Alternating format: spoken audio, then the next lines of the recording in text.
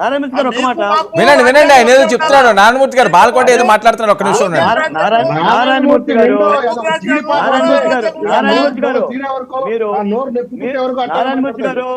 నారాయణమూర్తి గారు గంట సేపు ఉన్న డిబేట్ లో మీరు ఎవరు మాట వినకుండా అలా రపస చేసి ప్రయోజనం ఏముంటుంది?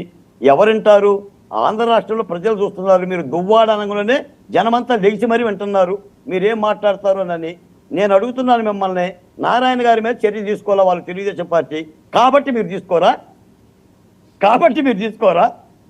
ఇదేనా పద్ధతి? మీకు క్రమశిక్షణ లేదా? ఆయన మాట్లాడలేదు.